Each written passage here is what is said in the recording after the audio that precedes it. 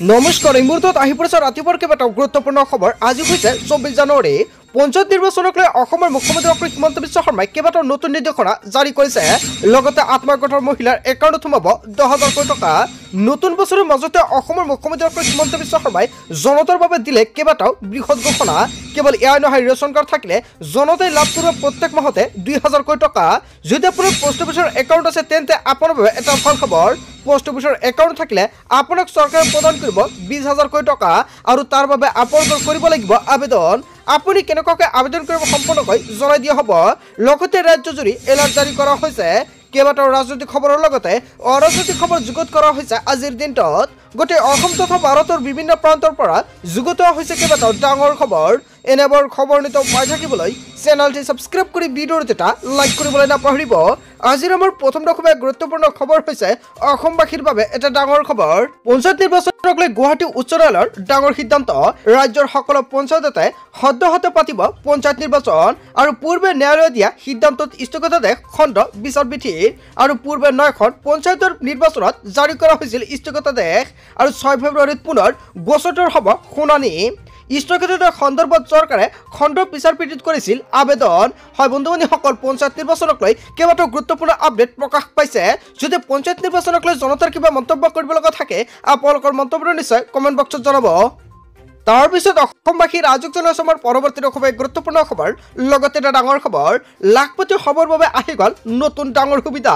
হয় বন্ধু-বান্ধৱীসকল, ঘৰতে বহি আপুনি হ'ব পাৰিব লাখপতি।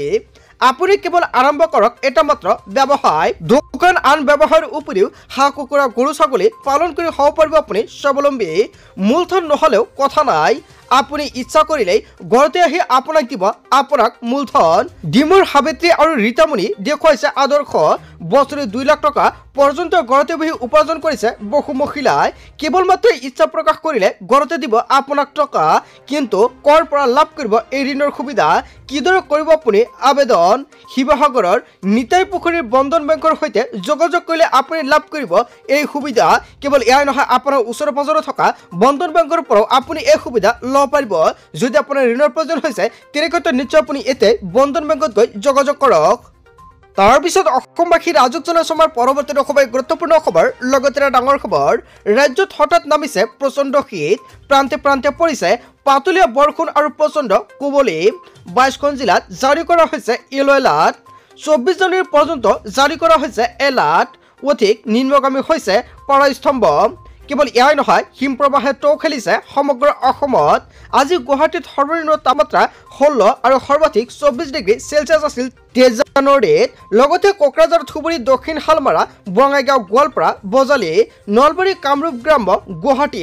কেৱল এয়াই নহয়, নগাঁও, মৰিগাঁও, হোজাতো এনেকুৱা পৰিস্থিতিৰ সৃষ্টি হৈছে। পূব পশ্চিম কাৰ্বি আংলং, লগতে শ্ৰীভূমি, হাইলাকান্দি। কেৱল এয়াই নহয়, যোৰহাট, মাজুলী, শিৱসাগৰতো এনে পৰিস্থিতিৰ সৃষ্টি হৈছে। ধেমাজি, লখিমপুৰ, ডিব্ৰুগড়, তিনিচুকীয়াত আগন্তুক 2 দিনত পৰিব প্ৰচণ্ড কুঁৱলী। হয় বন্ধু-বান্ধৱীসকল, আপোনাৰ অঞ্চল বা আপোনাৰ জিলাৰ অৱস্থাটো বৰ্তমান কেনেকুৱা? যদি ইয়াতকৈ বেছি হয় তেনেক্ষেত্ৰত নিশ্চয় আপুনি কমেণ্ট কৰি জনাব। তাৰপিছত অসমবাসী ৰাজক জনসমৰ পৰৱৰ্তী খুবেই গুৰুত্বপূৰ্ণ খবৰ। লগতে এটা ডাঙৰ খবৰ, উজনিত পুনৰ শক্তি বৃদ্ধি হ'ল কংগ্ৰেছৰ। পঞ্চায়ত নিৰ্বাচনৰ প্ৰাকক্ষণত কংগ্ৰেছৰ শক্তি বৃদ্ধি। বিজেপি অন্য দল সংগঠনৰ শতাধিক লোকৰ যোগদান কংগ্ৰেছত। সাংসদ গৌৰৱ গগৈৰ উপস্থিতিত যোগদান কাৰ্যসূচী। উজনিত কংগ্ৰেছত বৃহৎ যোগদান কাৰ্যসূচী। বিজেপিৰ প্ৰতি মোহভংগ হৈ কংগ্ৰেছলৈ আহিছে ৰাইজ আৰু বিজেপিৰ দৰে শংকিত হৈ পিছুৱাইছে পঞ্চায়ত নিৰ্বাচন আৰু সাম্প্ৰদায়িক ৰাজনীতি কৰি বিজেপিয়ে নিৰ্বাচনী বৈতৰণি পাৰ কৰে আৰু যোগদান কাৰ্যসূচীত বিজেপিৰ দলটোৰ তীব্ৰ সমালোচনা গৌৰৱ গগৈৰ। বোকাখাতত অনুষ্ঠিত কংগ্ৰেছৰ এই যোগদান কাৰ্যসূচী। হয় বন্ধু-বান্ধৱীসকল, গৌৰৱ গগৈয়ে যিকেইটা মন্তব্য কৰিছে জনতাই কি ক'ব? যদি জনতাৰ কিবা মন্তব্য কৰিব লগা থাকে আপোনালোকৰ মন্তব্যটো নিশ্চয় কমেণ্ট বক্সত জনাব। তাৰপিছত অসমবাসী ৰাজক জনসমৰ পৰৱৰ্তী খুবেই গুৰুত্বপূৰ্ণ খবৰ। লগতে এটা ডাঙৰ খবৰ, আত্মসহায়ক লাখ লাখ মহিলাৰ বাবে আহি গ'ল এটা ভাল খবৰ। ফেব্ৰুৱাৰী আৰু মাৰ্চ মাহত আত্মসহায়ক মহিলাই লাভ কৰিব ধন। আৰু বাছনিভুক্ত প্ৰতিগৰাকী মহিলাই বেংক একাউণ্টত দিয়া হ'ব 10,000 টকা আৰু বাছনিভুক্ত প্ৰত্যেকগৰাকী মহিলাৰ একাউণ্টত অতি শীঘ্ৰে সোমাবলৈ গৈ আছে 10,000 টকা। ইতিমধ্যে সম্পূৰ্ণ হৈছে নথিপত্ৰ ভেৰিফিকেশ্যনৰ কামসমূহ আৰু 40 লাখ মহিলাই ইয়াৰ বাবে কৰিছিল আবেদন আৰু 3 নম্বৰৰ বাবে আবেদন কৰা মহিলাৰ বাবে আহি গ'ল এটা ভাল খবৰ। 40 লাখ মহিলাই আত্মসহায়ক গোটৰ বাবে আবেদন কৰিছিলে, কিন্তু চৰকাৰে প্ৰদান কৰিব 27 লাখ মহিলাৰ একাউণ্টত 10,000 টকা আৰু বাকী 13 লাখ মহিলাৰ নাম কৰ্তন কৰা হৈছে। আৰু কোনবোৰ মহিলাৰ একাউণ্টত 10,000 টকা নাপাব নিশ্চয় তাৰ বাবে চৰকাৰে এখন নতুন তালিকা প্ৰকাশ কৰিব ফেব্ৰুৱাৰী মাহতে। আত্মসহায়ক গোটৰ লাখ লাখ মহিলাৰ বাবে আহি গ'ল এটা ডাঙৰ খবৰ, কিয়নো অতি শীঘ্ৰেই যেতিয়া চৰকাৰে তালিকাটো প্ৰকাশ কৰিব নিশ্চয় এইখন চেনেলৰ জৰিয়তে পাই যাব আৰু তাৰ বাবে সকলো চেনেলতে আগতীয়াকৈ ছাবস্ক্ৰাইব কৰি ৰাখিব। তাৰ পিছত অসমবাসী ৰাজুক জনাই চমৰ পৰৱৰ্তী খুবেই গুৰুত্বপূৰ্ণ খবৰ, লগতে ডাঙৰ খবৰ। ৰাজ্যৰ চৰকাৰী ঘৰ নোপোৱা লাখ লাখ লোকৰ বাবে আহি গ'ল এটা ডাঙৰ খবৰ। শীঘ্ৰে সাজু কৰক নথিপত্ৰ। নতুনকৈ 3,88,000 লোকে পাব চৰকাৰী পকী ঘৰ। চিন্তা আঁতৰাই 6টাকৈ বৃহৎ ঘোষণা কৰিছে দৰিদ্ৰ হিতাধিকাৰীৰ বাবে। হয় বন্ধু বান্ধৱীসকল, চিন্তা আঁতৰাই চৰকাৰে এখন গুৰুত্বপূৰ্ণ সিদ্ধান্ত গ্ৰহণ কৰিছে দৰিদ্ৰ লোকৰ বাবে। কোনে কোনে লাভ কৰিব চৰকাৰী ঘৰ। 1 নম্বৰত উল্লেখ কৰিছে আপুনি যদি ঘৰ পোৱা নাই এখন মাত্ৰ ফটো তুলি লাভ কৰিব চৰকাৰী ঘৰ আৰু চৰকাৰে চৰকাৰী ঘৰক লৈ জিঅ' ট্ৰেকিং আৰম্ভ কৰিছে। 2 নম্বৰত উল্লেখ কৰিছে মোবাইলৰ এখন ফটো আৰু আধাৰ কাৰ্ড থাকিলে লাভ কৰিব বিনামূলীয়া ঘৰ। 3 নম্বৰত উল্লেখ কৰা হৈছে আধাৰ নম্বৰৰ জৰিয়তে PM আৱাস যোজনাৰ পৰ্টেলত আবেদন কৰিব লাগিব।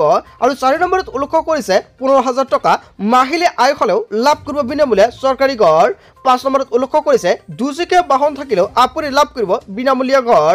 আৰু 6 নম্বৰত উল্লেখ কৰিছে 5 একৰ পৰ্যন্ত মাটি থাকিলেও লাভ কৰিব বিনামূলীয়া ঘৰ। 7 নম্বৰত উল্লেখ কৰিছে জিঅ' ট্ৰেকিং কৰি থোৱা প্ৰতিটো দুখীয়া পৰিয়ালে লাভ কৰিব চৰকাৰী ঘৰৰ সুবিধা। ৰাজ্যৰ চৰকাৰী ঘৰ নোপোৱা লাখ লাখ লোকৰ বাবে আহি গ'ল এটা ভাল খবৰ। অতি শীঘ্ৰে দৰিদ্ৰ পৰিয়াল লাভ কৰিব চৰকাৰী ঘৰৰ সুবিধা। যদি আপুনি চৰকাৰী ঘৰ পোৱা নাই নিশ্চয় কমেণ্ট কৰি জনাব আপুনি কি কি কৰিব লাগিব, সম্পূৰ্ণকৈ জনাই দিম।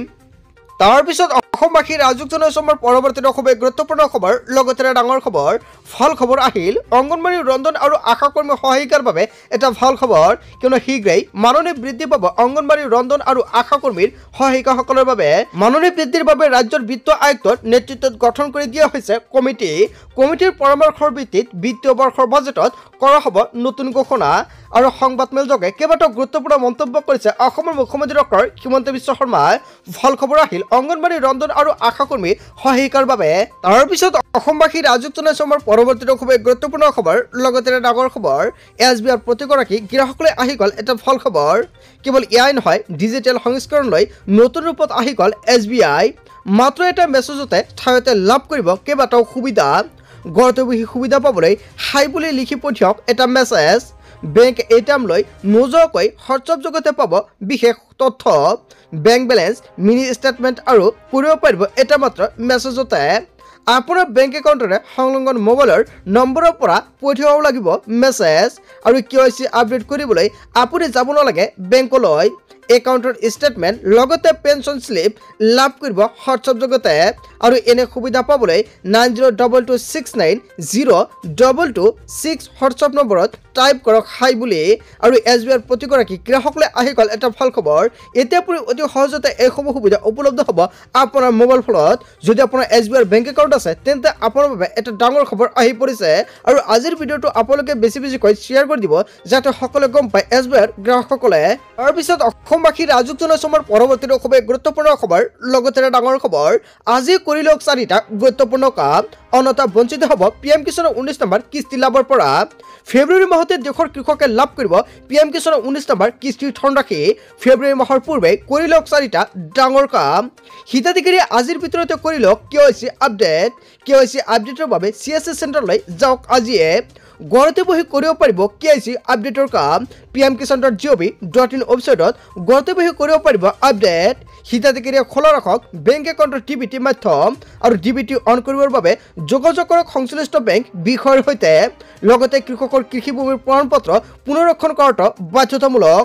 এই কাম কৰিবৰ বাবে আজি যাওক চক্ৰ বিষয়ৰ কাৰ্যালয়লৈ।